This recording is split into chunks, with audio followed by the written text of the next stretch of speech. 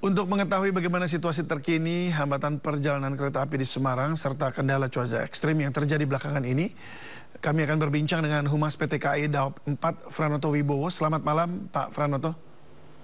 Selamat malam, Mas David. Terima kasih sudah bergabung bersama kami. Dan juga akan hadir Kepala Pelaksana BPBD Kota Semarang, Endro Pudio Martanto, yang akan bergabung bersama kami sesaat lagi. Saya ke Pak Franoto. Pak Franoto, status stasiun Tawang saat ini seperti apa, Pak? Baik, untuk malam ini stasiun Tawang akses masuknya masih banyak genangan air, tapi untuk jalur kereta apinya di stasiun Semarang Tawang Bang Jateng ini sudah mulai surut ya. Paling tinggi genangan airnya itu ada di jalur 3, yaitu 9 cm di atas kepala rel ya. Itu masih dalam batas toleransi, tapi karena genangan air masih ada di sekitar stasiun ya, seperti di pintu masuk ataupun di peron, jadi untuk pelayanan penumpang, untuk naik turun penumpang masih kita pindahkan di stasiun Semarang Poncol. Oke, jadi otomatis masih lumpuh, Pak ya? Belum bisa beroperasi di stasiun Tawang ya? Ya, karena kita nunggu, ini kan sebenarnya peron di zona 1 itu ketinggian sekarang sudah mulai surut ya, tinggal semata kaki lah ya. Tapi kan untuk masuk ke arah stasiunnya juga kan masih tergenang cukup tinggi. Jadi untuk pelayanan kepada pengguna jasa kereta api, kita pindahkan ke stasiun Semarang Poncol. Semarang Poncol ini jaraknya berapa jauh, Pak, dari Tawang? Sekitar 1,5 km. Oke, dekat, Mas. Nggak terlalu jauh ya. Tetapi jalurnya ini kan kata Anda tadi, air masih menggenangi rel kurang lebih sekitar 9 cm. Apakah ini bisa dilewati kereta? Prinsipnya bisa, karena toleransinya sampai 10 cm ya, 10 cm. Karena kereta api kereta api kan menggunakan lokomotif seri CC ya, di mana lokomotif itu menggunakan atau diesel elektrik ya, di mana traksi motor atau penggerak rodanya itu ada di bawah, di dekat roda lokomotif. Jadi kalau tergenang atau kena air itu bisa merusak. Oh, jadi tidak ada kereta yang lewat ya di situ ya? Berarti dialihkan Ya. lewat jalur mana, Pak? Sementara untuk ke arah timur kan antara petak jalan antara stasiun Semarang Tawang dengan stasiun Alas Tua ini juga masih cukup tinggi ya, genangan airnya masih sekitar 30 cm ya, 30 cm di atas kepala rel, dimulai di beberapa titik ya, dari kilometer 2 sampai dengan kilometer 5. Jadi kita nunggu surut, Mas, untuk petak jalan stasiun Semarang Tawang Alas Tua supaya bisa dilalui oleh kereta api. Tapi untuk ke arah barat, ya. maksudnya ke arah barat, ke arah Cirebon, ke arah Jakarta, ke arah Bandung juga, itu pelayanan penumpangnya untuk hari ini masih di stasiun Semarang Poncol. Apakah ada perjalanan yang kemudian tertunda, Pak? Jadi untuk hari ini kita batalkan beberapa kereta ya, dari pemberangkatan dari Semarang Tawang ataupun Semarang Poncol ke arah Cepu, ke arah Surabaya, dan juga ke arah Solo ya, ke arah timur ya. Karena yang tadi yang saya katakan bahwa masih ada genangan air atau banjir yang ketinggiannya 30 cm di atas kepala rel. Jadi yang kami batalkan pemberangkatan dari Semarang ini seperti kereta api Ambarawa Express tujuan Surabaya, kereta api Blora Jaya tujuan Cepu, kereta api Banyu Biru tujuan Solo Balapan, dan kereta api Kedung Sepur ya tujuan Grobogan. Baik, itu bagaimana dengan nasib para penumpangnya? Apakah memang kemudian bisa di refund begitu atau seperti apa kebijakannya? Betul, kepada pelanggan atau penumpang kereta api yang kereta apinya dibatalkan bisa melakukan refundnya di loket-loket stasiun. Nanti akan dikembalikan 100% ya biaya itu di luar biaya pecahan. Jadi langsung. Nah, tapi kalau misalkan penumpang tidak hari ini, tidak pas hari keberangkatan, bisa sampai dengan 7 hari ke depan untuk melakukan refund. Oke, jadi buat mereka yang tidak melakukan perjalanan hari ini, tetapi misalnya besok seperti itu, boleh memilih untuk refund ya Pak ya?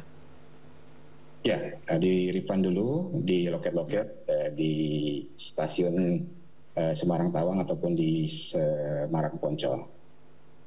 Baik, sementara yang hari ini langsung bisa di refund. Lalu Pak, stasiun mana lagi yang harus diwaspadai ini yang berpotensi diterjang banjir? Untuk saat ini tentu yang konsentrasi kita tetap di jalur lintasan kereta api antara stasiun Semarang Tawang dan stasiun Alas Tua. Nah, itu yang mesti diwaspadai ya. Pak, apa nih upaya dari PT KAI untuk menanggulangi stasiun dan rel kereta yang mungkin kerap kali terendam air? Saya soalnya lihat catatan di 24 Januari juga ini terendam banjir juga.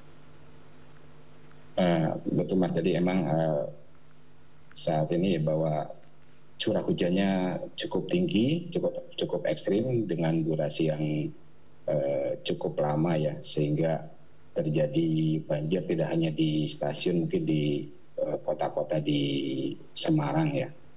Dari KAI kita berusaha untuk bekerjasama dengan PU melakukan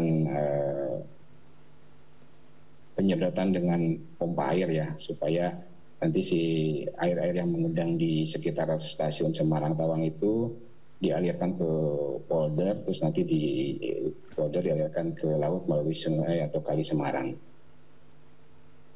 Oke, jadi itu salah satu caranya begitu ya.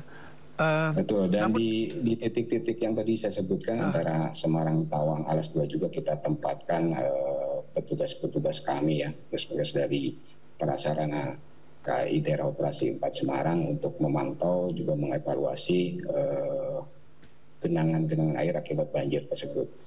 Kalau dari mungkin hitung-hitungannya KAI ya, ini lebih kepada karena memang wilayah ini rendah sehingga di bawah permukaan laut begitu akhirnya terendam, atau dalam mangkok begitu ya sehingga hujan deras dan tidak ada pengairan yang baik, atau memang karena yang mungkin bisa diberitahukan kepada kami?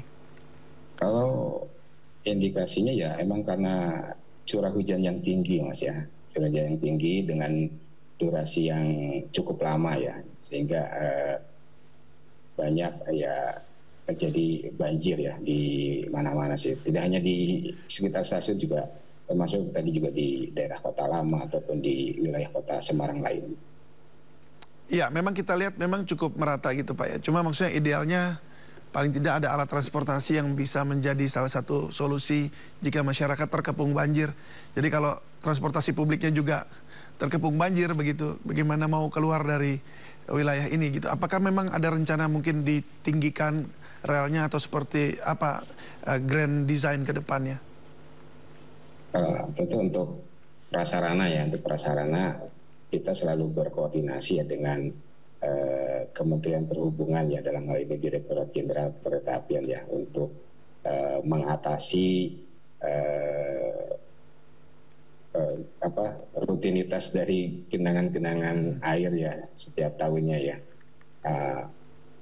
Seperti mungkin saja ditinggikan relnya, tapi ya juga harus memperhitungkan hal-hal lainnya ya. Oke, baik kalau begitu. Pak Pranoto, terima kasih banyak sudah berbagi bersama kami di Sindo Prime. Semoga ini air juga cepat surut dan jadi masyarakat bisa terlayani dengan baik. Sukses untuk Anda, Terima selamat kasih, malam Mas dan Taufik. salam sehat selalu, Pak. Terima kasih, Mas. Dewan Pengawas KPK kembali menggelar sidang etik terhadap 2 pegawai rumah tahanan yang diduga melakukan pungli. Ketua Dewas KPK Tumpak Hatorangan menjelaskan agenda sidang kali ini adalah pemeriksaan saksi terhadap 2 orang pegawai rutan, yakni mantan PLTK Rutan dan mantan PLT Kamtib Rutan KPK. Sidang ini merupakan rangkaian dari 90 pegawai KPK yang telah lebih dahulu diputus Dewas.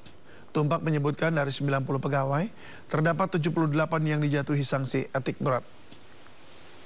Pokoknya ini hari dua orang, besok 1 orang. Akan berlangsung berapa lama? Sampai selesai. Nggak bisa diprediksi. Ya? Berarti ini masih sidang permulaan ya? Ya. Belum vonis berarti? Belum. Masih pemeriksaan? Saksi. Pemeriksaan. Ya. Saksi yang diperiksa hari ini yang 2 itu apa? Banyak. Badan Legislasi DPR dan pemerintah menargetkan RUU DKJ disahkan sebelum rapat masa sidang DPR berakhir pada 5 April mendatang. Mendagri Tito Karnavian menegaskan pemilihan gubernur dan wakil gubernur Jakarta dipilih langsung oleh warga Jakarta. Ya, berkaitan tadi yang disetujui itu mestinya tidak di pleno. Menteri Dalam Negeri Tito Karnavian telah menyerahkan daftar inventarisasi masalah rancangan Undang-Undang Daerah Khusus Jakarta dalam rapat Balek DPR. Badan Legislasi DPR dan pemerintah menargetkan RUU DKJ disahkan sebelum rapat masa sidang DPR berakhir pada 5 April mendatang. RUU DKJ sendiri menuai polemik usai muncul wacana Gubernur Jakarta akan dipilih oleh Presiden setelah Jakarta tak lagi menjadi ibu kota. Mendagri Tito Karnavian menegaskan pemilihan gubernur dan wakil gubernur Jakarta dipilih langsung oleh warga Jakarta. Selain itu, Tito Karnavian juga menjelaskan isu krusial terkait wilayah aglomerasi yang disebut akan dipimpin oleh wakil presiden. Wakil presiden diberikan tugas khusus oleh presiden, tapi melaporkan pada presiden. Apakah presiden kemudian tidak bisa ngambil alih? Sangat bisa sekali. Dalam hal yang sangat penting sekali beliau bisa mengambil alih rapatnya.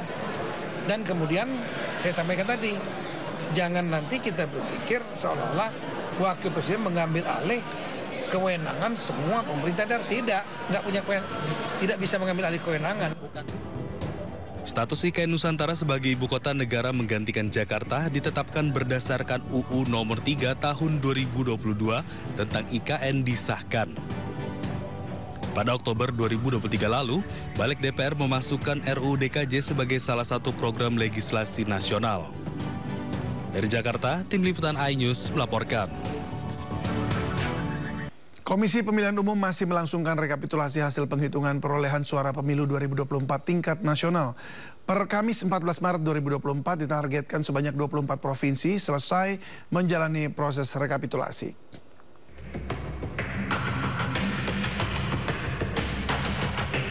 Rekapitulasi nasional penghitungan suara Pilpres maupun Pileg Pemilu 2024 hingga kini masih berlangsung. Sejak Kamis pagi, KPU RI telah menjalani rekapitulasi dalam 2 panel. Panel A diisi oleh Provinsi Bengkulu, sedangkan panel B diisi oleh Provinsi Sulawesi Utara. Rencananya di hari yang sama juga akan melakukan rekapitulasi untuk 2 provinsi lainnya, yakni Provinsi Sulawesi Selatan dan Provinsi Sumatera Barat. Dengan demikian, hingga 14 Maret 2024, total 24 dari 38 provinsi telah menjalani rekapitulasi nasional di kantor KPU Pusat di kawasan Menteng, Jakarta. Semua pihak juga tahu sejak tanggal 9 Maret sampai hari ini tanggal 14 Maret ya, kami lakukan rapat pleno rekapitulasi secara terbuka di tingkat nasional. Bukan saja dihadiri oleh saksi dari peserta pemilu, dari pengawas pemilu, termasuk juga kalau misalnya ada pemantau dan juga di live streaming. Jadi semua orang tahu bagaimana kemudian proses yang berlangsung dan bagaimana kemudian KPU itu berkejaran dengan tenggat-tenggat waktu yang memang harus dipenuhi. Sebelumnya KPU menargetkan proses rekapitulasi penghitungan perolehan suara tingkat nasional akan selesai pada Senin 18 Maret 2024. Dari Jakarta, Yasmin Atania, Sentosadu, iNews melaporkan. Ya pemirsa, pemilu 2024 belum usai, KPU pun belum memberi tanda selesai. Begitu juga dugaan kecurangan pemilu masih diintai. Klaim kemenangan kenapa sudah dicapai, namun kenapa pengusung hak angket masih juga santai. Nah malam ini semua itu akan kita bahas bersama para narasumber yang telah hadir. Ada Elina Ciptadi dari kawalpemilu.org. Selamat malam Mbak Elina. Selamat malam. Terima kasih sudah hadir bersama kami. Kemudian pula sudah hadir Pak Viva Yoga Mauladi dari Partai Amanat Nasional. Selamat malam Pak Viva. Selamat malam Mas. Terima kasih sudah hadir. Berikut juga hadir dari PKB, politisi PKB Mbak Luluk Nurhamidah. Selamat malam Mbak Luluk. Ya, selamat malam. Assalamualaikum semuanya juga. Baik, terima kasih Mbak Luluk sudah menyediakan waktu juga. Ya, saya mau ke Mbak Elina dulu. Mbak Elina, apa dasar dari klaim kawal pemilu mengenai paslon 02 sebagai pemenang pemilu 2024? Nah, pertama saya mungkin mau menyampaikan bahwa apa yang kami sampaikan itu sebenarnya tidak baru. Jadi quick count juga sudah memprediksikan kemenangan ini bahkan sejak sejak awal datanya itu mulai keluar, mulai dipublikasikan tanggal 14 Februari sore. Nah, jadi apa yang kami sampaikan ini sebenarnya bukan baru, tapi merupakan konfirmasi dari prediksi quick count sebelumnya. Cuman kalau kami bukan quick count, kami real count. Nah, sampai di titik ketika thread di Twitter itu keluar, kami belum mengatakan apa-apa karena kami ingin datanya berbicara dulu. Kami kan real count, jadi sampling kami tidak representatif. Dari mana C hasil itu diupload itu yang kemudian kami hitung dulu, jadi tidak beraturan. Nah, tapi ketika kami mengatakan itu cakupan kami itu sudah sampai di level 82,4%. Ini kalau nggak salah 2 hari yang lalu. Jadi sudah ada di level di mana datanya sudah berbicara. Jadi saat ini paslon 02 itu berada di level 58, sekian persen.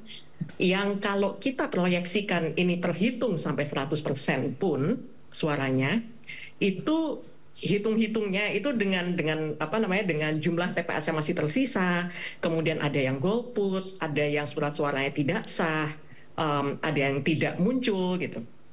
Itu kami perkirakan itu ada sekitar 28,8 juta suara yang masih belum terhitung. Dan dari 28,8 boleh diulangi berapa jumlahnya? 28,8 juta. Kurang lebih. Kalau ternyata yang golputnya lebih rendah dari perkiraan kita, bisa jadi jumlah suara yang belum terhitung sedikit lebih tinggi, atau kalau misalnya golputnya banyak gitu bisa jadi lebih rendah. Tapi kurang lebih 28,8 juta suara yang belum terhitung. Dan dari 28,8 juta suara yang belum terhitung itu 02 itu hanya perlu kurang lebih 3 juta suara lagi untuk bisa menjamin pilpres ini satu putaran. Nah, dari 8,8 itu dapat 3 juta, itu kan cuman berapa belas persen saja. Sementara data historisnya yang sudah terhitung itu average-nya itu 58%. Jadi dari situ kami yakin dan kami berani memproyeksikan bahwa Prabowo Gibran adalah pemenang pilpres dan itu menangnya satu putaran. Jadi real count Anda untuk Pak Prabowo Gibran itu di angka 58% juga? Seperti quick count? Persentasenya masih bisa naik turun sedikit. Tetapi yang 58 ini apakah nanti tiba-tiba dengan suara yang tersisa itu akan jadi di bawah 50%? Kalau melihat, nah ini, yang kami lihat itu kan hanya C hasil halaman 2. Jadi kalau dengan melihat C hasil halaman 2-nya, itu kami merasa ini peringkat-peringkatnya dan presentasinya ini sudah tidak akan berubah jauh. Baik, saya dari awal kami menghitung pun 14 Februari itu suara paslon 2 itu serendah-rendahnya di platform kami itu 51, sekian persen. Jauh. Baik. Dan makin kesini makin naik. Ini berarti apa? Berarti suara yang awal-awal masuk itu kemungkinan dari TPS-TPS di mana 02 tidak unggul. Tetapi itu pun karena itu kan foto dan yang diupload ke platform kami itu kan juga masuknya berbarengan ya. Langsung puluhan ribu foto masuk atau bahkan ratusan ribu foto itu masuk di beberapa hari pertama. Nah, jadi kan kami hitungnya secara acak. Kami hitung secara acak itu prosentasenya tidak pernah di bawah 51,sekian%. Baik, saya ke Mbak Elina sebentar, saya ke Mbak Lulu dulu. Mbak Lulu, terkait yang disampaikan Kawal Pemilu, apa tanggapan Anda? Iya, terima kasih. Yang pertama, saya mengapresiasi dan tentu sangat menghargai ya semua inisiatif masyarakat sipil yang mencoba untuk melakukan upaya-upaya menjadi bagian dari pesta demokrasi ini dan tetap melakukan fungsinya untuk bisa melakukan misalnya pemantauan atau bahkan pengawalan suara melalui aplikasi atau sistem yang diciptakan Kawal Pemilu itu begitu. Nah, persoalan kemudian seperti apa kesimpulan dari teman-teman yang dikawal pemilu terhadap penyelenggaraan pemilu ini satu hal yang berbeda ya. Jadi kalau yang pertama apresiasi itu pasti karena sejak di pemilu 99 misalnya kita juga punya lembaga masyarakat sipil untuk melakukan pemantauan pemilu dan itu juga berjalan hingga pemilu-pemilu berikutnya. Nah, kaitannya dengan kesimpulan yang dihasilkan menurut saya ini yang justru menjadi pertanyaan juga ya, karena yang saya baca saya tidak tahu tadi sudah disatakan bahwa dianggap pemilu ini tidak ada kecurangan yang TSM. Nah, yang pertama adalah legal standing dari Kawal Pemilu itu yang memang tidak memiliki semacam kewenangan dan otoritas untuk menyatakan itu. Pertama, bahwa proses pemilu juga belum selesai, penghitungan KPU juga belum selesai, dan belum ada statement apapun bahkan yang terkait dengan siapa pemenang dan seterusnya. Nah, ini yang menurut saya juga penting untuk kemudian kita hargai. Nah, yang kedua yang kaitannya dengan kecurangan, pelanggaran atau yang dalam bahasa kami termasuk juga para tokoh-tokoh masyarakat yang sekarang itu mulai banyak menyuarakan secara terbuka adanya misalnya kejahatan pemilu itu juga nggak bisa semata-mata bisa diukur melalui angka-angka seperti yang ditampilkan tadi oleh Kawal Pemilu. Karena apa ya? Karena yang kita mau lihat ada tidaknya TSM itu kan the whole process. Nah, ini yang paling penting. Nah, proses itu yang memang tidak dilihat oleh Kawal Pemilu karena yang dilihat hanyalah proses akhir dari semua penyelenggaraan pemilu ini dari yang sekian bulan sebelum coblosan itu kan memang tidak masuk menjadi bagian yang bisa dianalisis ya, karena memang yang dilihat hanya berdasarkan C1. Nah, padahal hasil dari apa yang katakanlah misalnya diperoleh oleh paslon tertentu itu juga ada pertanyaan yang memang perlu untuk diajukan, apakah prosesnya itu baik-baik saja ataukah sebenarnya juga ada unsur misalnya tangan-tangan kekuasaan yang ikut campur sehingga kemudian menghasilkan kemenangan tertentu dan lain sebagainya gitu. Nah, ini kan menurut saya menjadi terlalu dini untuk membuat kesimpulan tidak ada TSM. Ya. Baik, saya ke Pak Viva Yoga. Pak Viva, apa tanggapan Anda mengenai apa yang barusan disampaikan juga tadi oleh Mbak Lulu? Kami merasa bersyukur bahwa politik Indonesia itu menuju kepada politik yang rasional. Arti politik rasional bahwa segala ukuran-ukuran yang dulu bersifat kualitatif sekarang bisa diukur, bisa dikuantitatifkan dalam bentuk angka-angka dan numerik. Itu muncul kemudian lembaga-lembaga survei. Dari hasil pengalaman empiris sejak tahun 2004, 2009, 2014 sama 2015, hasil dari beberapa lembaga survei yang kredibel antara quick count dengan real count dengan hasil rapat pleno KPU itu tidak berbeda secara signifikan.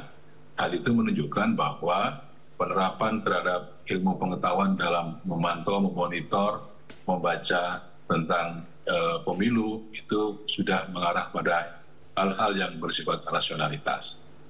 Itu yang pertama. Yang kedua, narasi-narasi soal kecurangan, potensi pelanggaran itu memang bukan hanya sekali ini, tapi beberapa pemilu juga sebelumnya juga sudah ada. Nah, di Undang-Undang Nomor 7 Tahun 2017 tentang Pemilu itu dibentuk yang namanya lembaga negara. Ketika ada pelanggaran yang bersifat administrasi, itu adalah kewenangan Bawaslu yang menyelesaikan. Ketika ada pelanggaran yang bersifat etika penyelenggara itu diselesaikan di DKPP, dan ketika ada potensi perselisihan hasil pemilu itu di Mahkamah Konstitusi. Jadi memang kalau mengarah kepada penyelesaian secara hukum itu akan membawa pada nilai objektivitas dan imparsial. Imparsial artinya netral, tidak memihak, tapi ada sebagian dari kawan-kawan saya yang juga menempuh rencananya melalui jalur politik, melalui hak angket. Nah, kalau hak angket itu kan melalui jalur politik, yang menurut kami juga sangat subjektif dan relatif, tapi itu hak konstitusional, tidak bisa dibatasi. Dan kami tidak menghalangi, kami tidak membatasi, kami tidak merasa terganggu, silakan saja. Yang penting sekarang, kami ini dalam proses penyelesaian akhir untuk rekapitulasi. Bayangkan, Mas, proses monitoring itu dari lembaga perangkat-perangkat negara itu sudah ada sampai ke tingkat pengawas TPS sudah ada. Kemudian dari pemantau pemilu sudah ada. Dari netizen yang tidak pernah tidur 24 jam, yang mengupload segala persoalan, entah itu benar apa salah, itu diupload. Dan proses untuk transparansi dalam proses penghitungan suara, mulai dari tingkat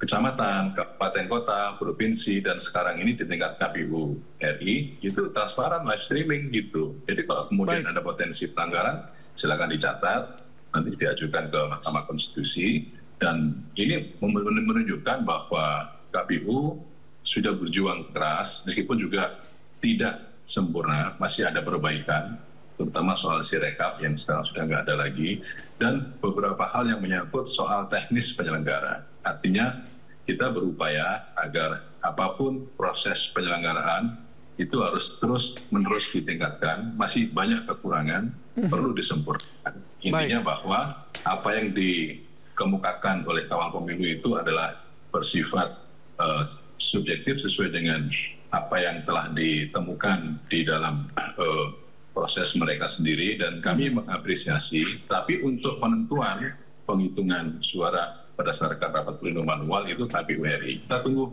rapat pleno KPU RI untuk menentukan secara resmi keputusan siapa yang menang dalam Pilpres nanti. Baik, saya kembali ke Mbak Elina. Apa dasarnya Anda juga menyampaikan atau kawal pemilu menyatakan itu tidak ada indikasi kecurangan pada pemilu kali ini? Pertama, ini saya mau koreksi dulu. Kami tidak pernah mengatakan bahwa tidak ada kecurangan pemilu. Yang kami sampaikan adalah kami tidak melihat indikasi kecurangan yang TSM pasca pencoblosan Pilpres. Oke, that's point. Yeah. Itu yang kami tulis baik di Twitter maupun di dalam setiap setiap statement kami. Jadi, dan kami menyadari tadi ini mungkin menjawab sedikit dari Mbak Lulu tadi itu, bahwa benar Bu gitu, bahwa kami ini hanya satu snapshot dari banyak proses di pemilu kita yang panjang ini. Dan yang kami monitor ini hanya satu proses yang ini kami tahu ini hilir. Dan ini pun hanya pasca pencoblosan dan hanya Pilpres.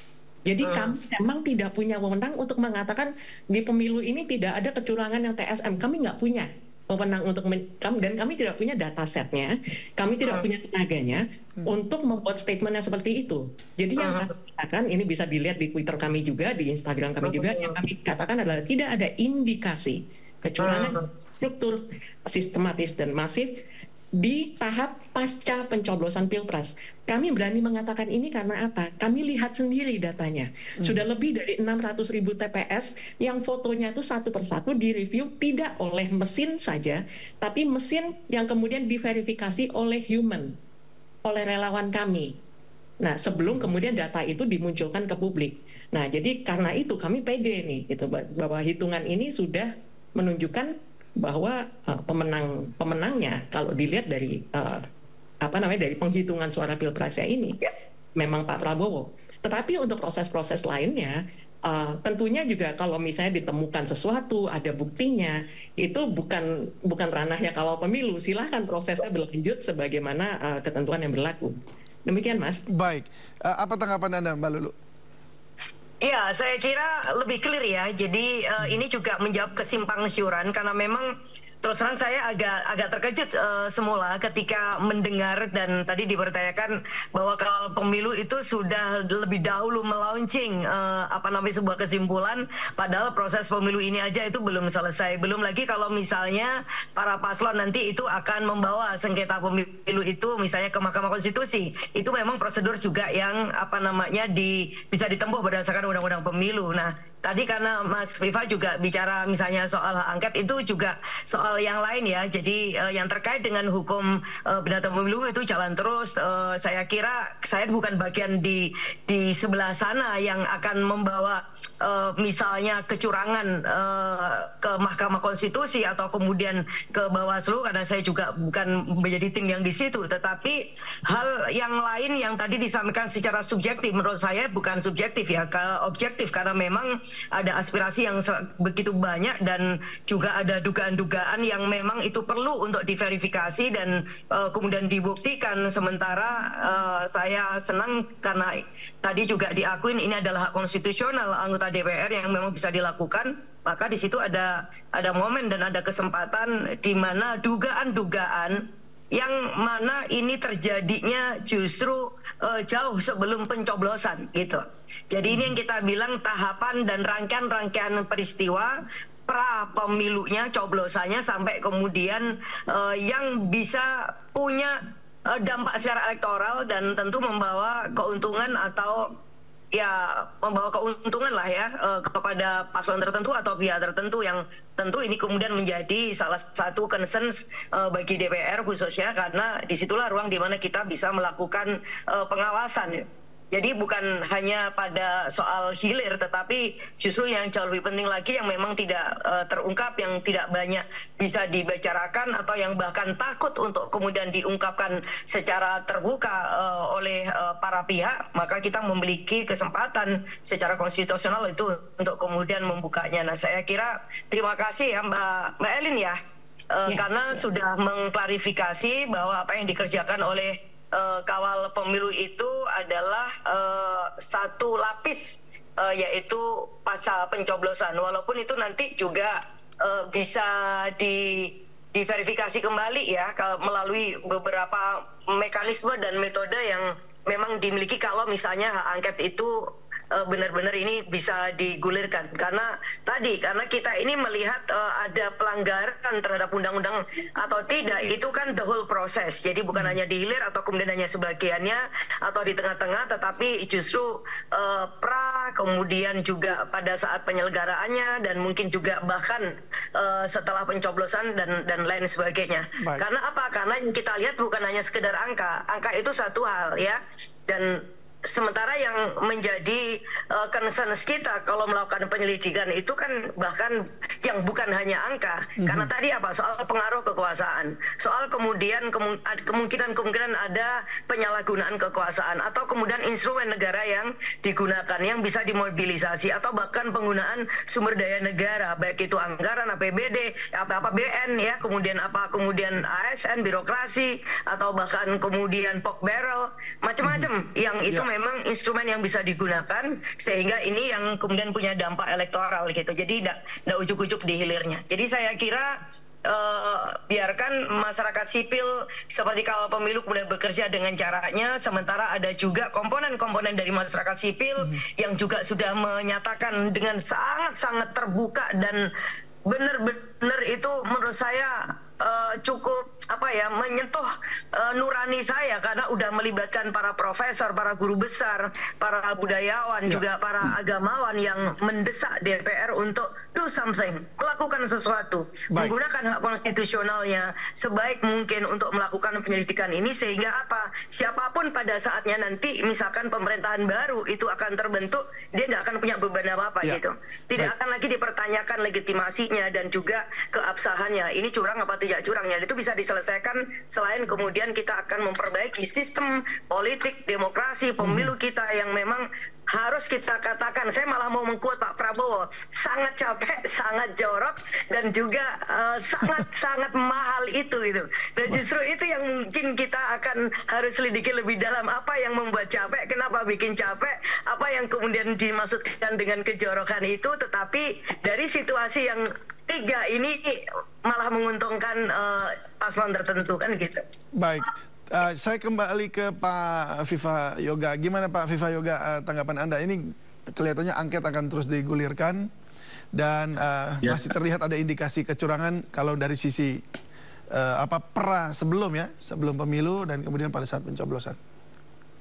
Kalau hak angket itu kan hak angket Pilpres, itu kan melalui jalur politik yang dijamin oleh konstitusi di Undang-Undang Dasar 1945 pasal 20A yang kemudian diturunkan dalam Undang-Undang MD3.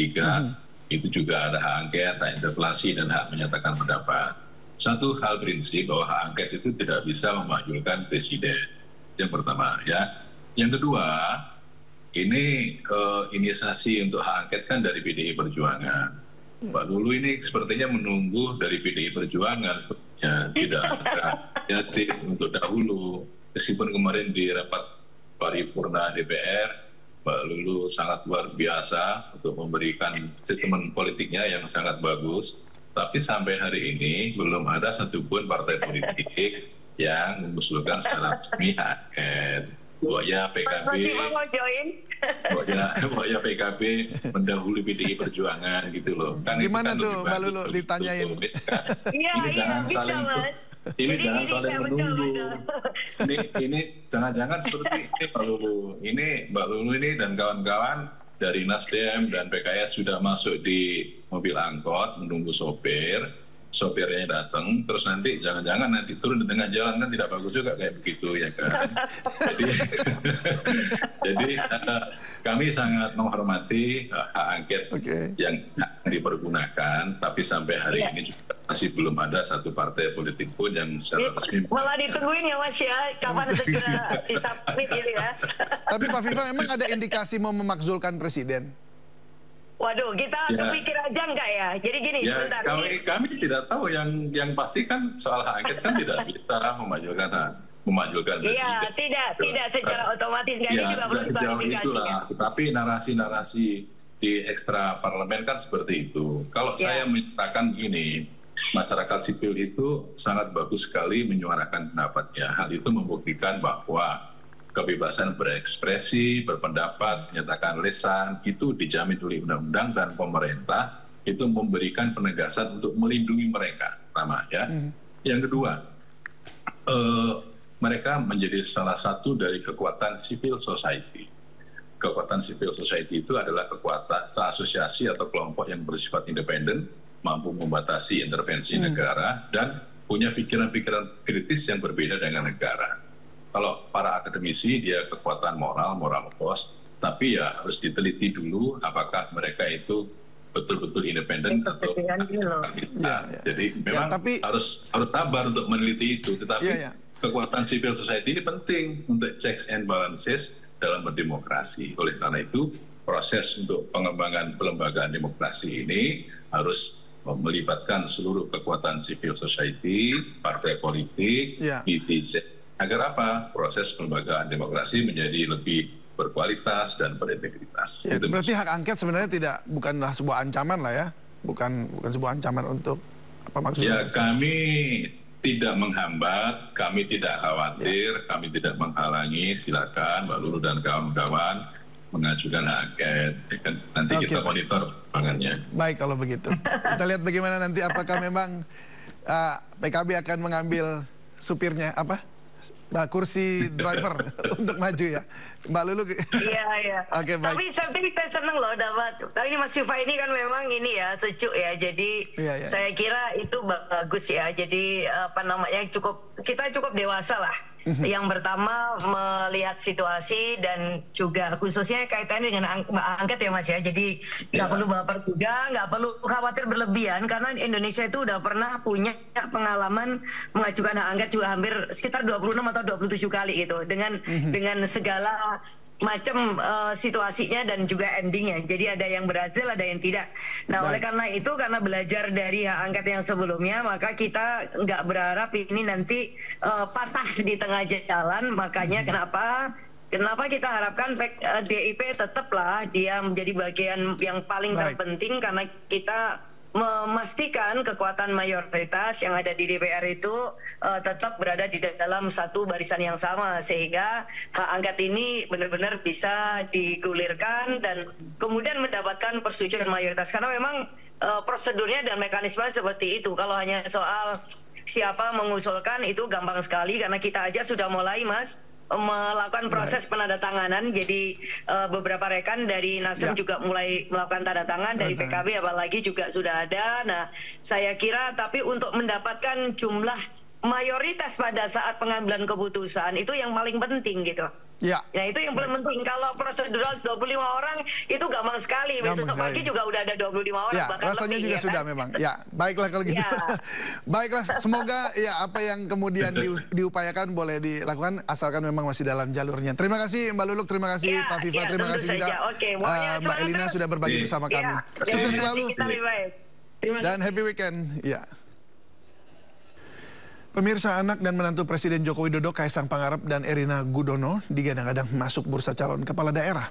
Meski belum memenuhi syarat minimal usia, nama Kaisang masuk dalam bursa Pilkada Solo, sementara istrinya Erina Gudono masuk bursa Pilkada Sleman.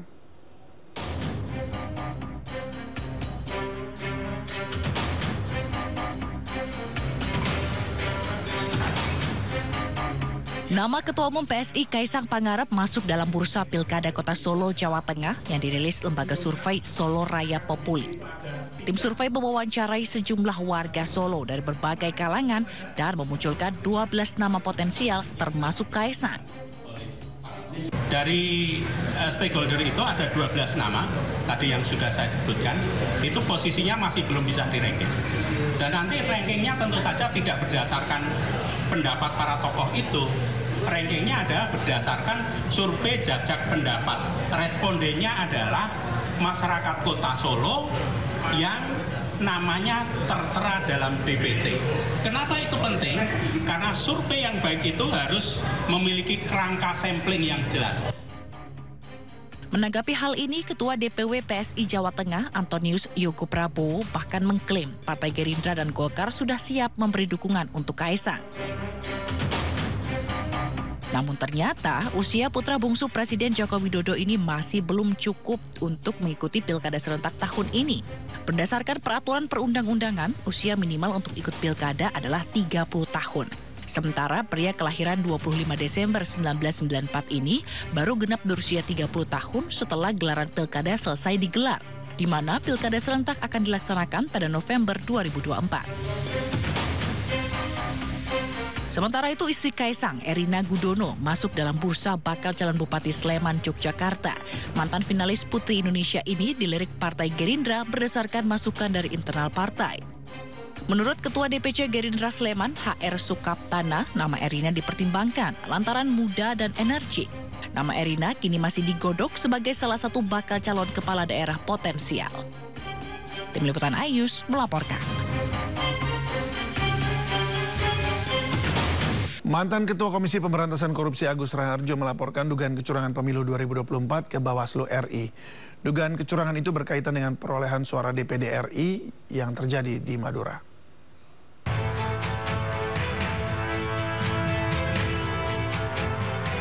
Mantan Ketua KPK Agus Raharjo mendatangi gedung Bawaslu Republik Indonesia di Jalan MH Tamrin, Jakarta Pusat untuk melaporkan dugaan kecurangan pemilu. Ketua KPK periode 2015-2019 ini menilai terjadi kecurangan terkait perolehan suara DPD Republik Indonesia di daerah pemilihannya di Madura. Kecurangan itu disebutkan Agus adanya perubahan drastis data pada formulir C1, yakni sertifikat hasil dan rincian penghitungan perolehan suara DTPS ke formulir D atau hasil rekapitulasi tingkat kecamatan. Agus juga mengaku telah mengambil sampling di 3 kabupaten di Madura, yakni Kabupaten Sumeneb, Pamekasan, dan Sampang, guna memperkuat bukti kecurangan pemilu.